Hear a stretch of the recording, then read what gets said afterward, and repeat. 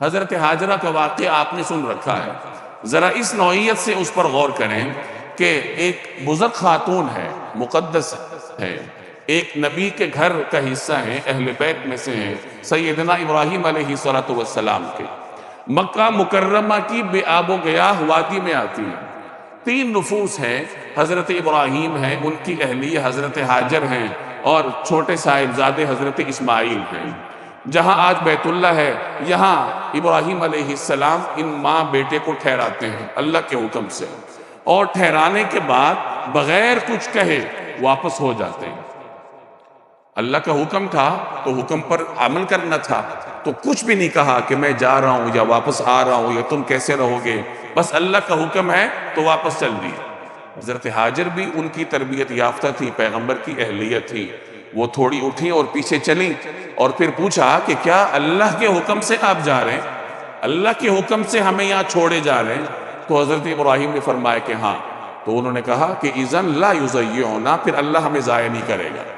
اب یہ ماں ہے اور بیٹا ہے، اور تیسرا کوئی سانس لینے والا شخص وہاں موجود نہیں ہے، زندگی کے کوئی آثار نہیں ہے، کہیں کوئی باغ نہیں ہے، کوئی کھیت کھلیان نہیں ہے، پانی کے آثار نہیں ہے۔ قرآن کریم اسے وادی غیر ذی زرع کہتا ہے کہ ایسی وادی جہاں کوئی زراعت ہی نہیں ہے، زندگی گزارنے کے کوئی اسباب نہیں ہیں، اور یہ ماں بیٹا اس لقدق صحرا میں چٹیل پہاڑوں کے درمیان یہ وہاں موجود ہیں۔ زندگی گزارنے کے اسباب کے نام پر تھوڑا سا کوئی کھانا ہے یا کھجوریں ہیں، تھوڑا سا پانی ہے اور کچھ نہیں۔ وہ پانی کب تک ساتھ دیتا رہتا؟ ختم ہو گیا، ختم ہوا۔ شیرخوار بچہ کب تک برداشت کرتا ہے؟ وہ رونے لگا پیاس کی شدت سے۔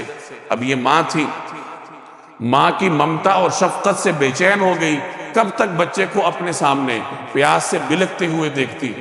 چنانچہ قریب کوئی آثار تو نہیں تھے، لیکن ماں کی ممتا نے اس کو مجبور کیا، وہ وہاں سے دوڑی اور قریب کے ایک پہاڑ پہ چڑھ گئی، صفا پہاڑ پہ، اور دیکھنے لگی کہ شاید دور سے کسی قافلے کے آثار نظر آ جائیں، کوئی کھانے پینے کا، کوئی پانی کا کوئی تالاب نظر آ جائے، کوئی زندگی گزارنے کا ذریعہ نظر آئے۔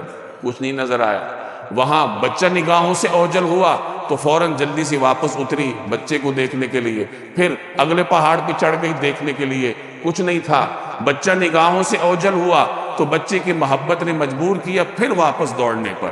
اب یقین تو ہو گیا کہ ارد گرد کچھ نہیں ہے، لیکن بچے کی محبت نے بےتاب کیا ہوا تھا، تو وہ انہی پہاڑوں کے چکر کاٹتی رہی۔ عقل تو اس کو نہیں مانتی نا، عقل تو یہ کہتی ہے کہ جب نہیں ہے تو کیوں جائے، لیکن محبت کے جذبے نے اس کو مجبور کیا ہوا تھا، اور پھر اسی جذبے نے کرشمہ بھی کر دکھایا۔ اللہ تبارک و تعالیٰ کے حکم سے وہاں زمزم کا چشمہ نکل آیا۔ اب سوچنے کی بات یہ ہے کہ وہ جو ایک بزرگ ماں 2 پہاڑوں کے درمیان دوڑی تھی، تو کس چیز نے اس کو دوڑایا تھا؟ بچے کی محبت نے، ماں کی ممتا نے، حضرت اسماعیل کی شفقت نے ان کو دوڑایا تھا، اور اللہ نے ان کے اس محبت کے جذبے کو وہ لازوال زندگی عطا کر دی کہ انہی نشانات قدم پر اللہ نے پوری انسانیت کو دوڑا دیا۔ کیا ولی، کیا صحابی، کیا درویش، کیا فقیر، کیا امیر، کیا غریب، ہر انسان ان نقوش قدم پر دوڑتا ہے جس پر اماں حاجرہ دوڑی تھی۔